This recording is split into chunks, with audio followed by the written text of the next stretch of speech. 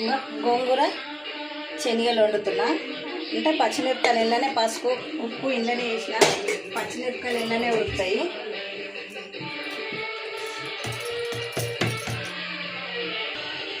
ఇగో శనగలు వస్తున్నా.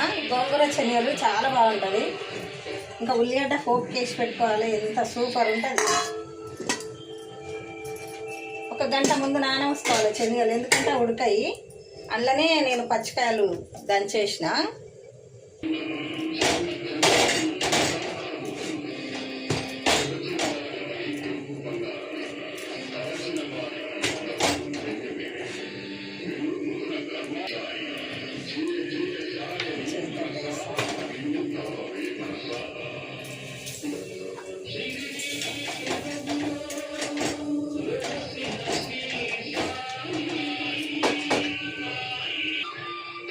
గోంగూర శనగలు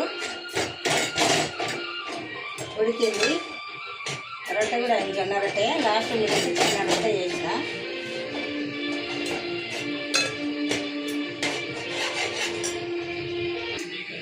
పోసి పెడుతున్నా. కొంచెం జీలకర్ర మెంతుల పొడి వేస్తాను నేను, బాగుంటుంది పోసులా.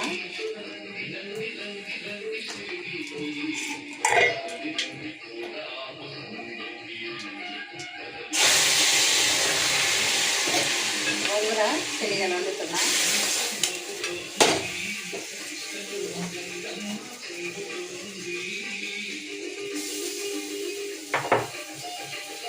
తినొద్దు అనుకుంటారు, కానీ గోంగూర చాలా ఇస్తుంది, మంచిది, ఆరోగ్యానికి మంచిది. ఎందుకు తినొద్దు అనుకుంటారో ఏమో, కానీ మేమైతే తింటాము. ఏం లేదండి, ఇష్టం ఒట్టి కారం వేసుకోవచ్చు. నేను పచ్చిమిరపకాయలు కోసేస్తా, లేకుంటే కచ్చిపచ్చి దంచేస్తా. నేను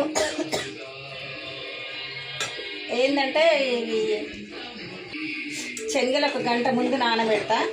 పచ్చిమిరపకాయలు, ఉప్పు, పసుపు ఇవన్నీ ఉడికించినాక శనగలు వేస్తా పైకించి, ఎందుకంటే నానితే బాగా ఉడుకుతుంది. అట్లనే వేసినామనుకో గట్టిగా ఉంటాయి, పళ్ళకి తగ్గుతుంది. ఇంకా తర్వాత పోసి పెట్టుకుంటా. కొంచెం జీలకర్ర మెంతుల పొడి వేసి, అదేంటి ఎల్లిపాయ వేసి, కొంచెం కరిమాకు వేసి పోటీ ఇంకెందుకు ఎన్ని రోజులైనా ఉంటుంది. ఉల్లిగడ్డ కూడా వేసి ఇంకా టేస్ట్ ఉంటుంది, కానీ ఉల్లిగడ్డ వేస్తే ఎక్కువ రోజులు ఉండదని నేను వేయను. ఎంత బాగా అంటే గుమ్మగుమ్మలు ఆడిపోతుంది, చాలా మంచిది. గోంగూర తినొద్దని అంటారు, జుట్టుకు బాగా మంచిది. గోంగూర తింటేనే మంచిది. ఎవరు తినొద్దు అని చెప్తారు. గోంగూరనైతే బాగా బలం అంట, ఐరన్ అని చెప్తారు కదా. ఆకుకూరలలో ఇదొకటి.